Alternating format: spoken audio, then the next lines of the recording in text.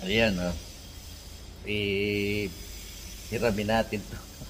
Video ng third floor, no? Meron sila ritong sinasabi na report daw, no? Report lang daw naman.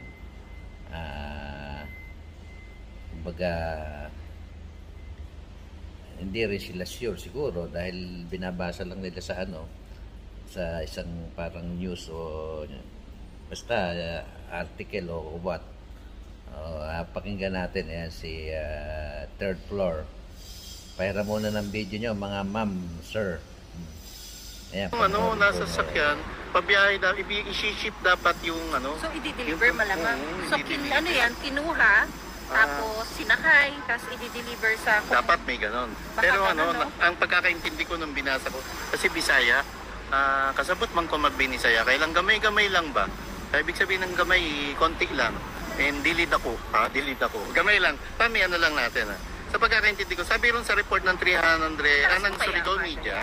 Sorry, napapagalitan ako lagi nito, Mel. Kasi nga, para makikita ito pa, ikaw na kaya, anyway, pinagtitripan mo naman ako magkapampangan. Hindi ko naman pagtripan ko na. Seryoso naman tayo. Oo naman, seryoso. Sige, first paragraph. Kailan pa tayo nagbiruan dito? 387.6 million na kantidad na kantidad sa Shabu na intercept sa Liloan Ferry Terminal na nakikarga sa isa ka SUV na sakyanan. Nailhan ang sakyanan na isa sa mga private service vehicle mismo ni Gov. Lyndon Barbers ug kung Ace Barbers na maoy sige paggamit sa ilang usa ka driver na empleyado ug mismo sa Capitol. Ano daw? Ano yung J.O. Pam? Sa Ano J.O.? Na empleyado? Hindi. Job order. Job order, di ba? Akala ko ugjo na word. Sabi rin sa report ng Surigao Media, meron daw nagkakahalaga ng 387.6 million pesos worth ng shab-shabs na intercept sa Liloan Ferry Terminal na nakakarga muna, nakasakay o nasa loob ng SUV na sasakyan. Yung sasakyan na yun, pag-aari ito mismo ni Governor Lyndon Barbers and Congressman Ace Barbers na gamit-gamit ng isang driver na empleyado sa Kapitolyo na under job order status, di ba? Yung driver. Yung driver. Na-intercept kahapon sa Liloan Port Terminal sa Liloan Southern Leyte ang 57 kay heat sealed transparent plastic Chinese tea bag na negosyo sa mga barbers nga motimbang sa isa ka kilo ang matag tea bag ug ang sulod ni Gido Dahang Shabu. So nakalagay siya sa Nakalagay siya sa isang tea bags. Tea packs tama kasi malalaki. So 57 piraso 'yun na malalaki. Parang ganito po.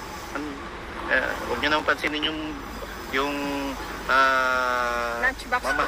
mamahaling di pa ganyan kalaking tea, di ba?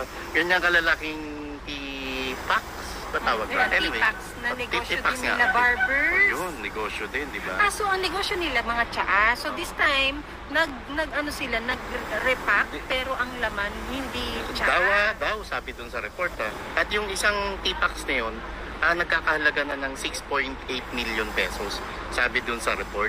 At yung 6.8 million pesos, i-times natin sa 57 piraso, tumatangginting na 387.6 million pesos po ang bunon. So nakalagay nga sa nakalagay sa Mitsubishi Montero Sport SUV na nakapark doon sa Liloan Port Terminal. Okay, Marlon, I'm seeing signs of the truthness sa report na to, Marlon, because of the specifics.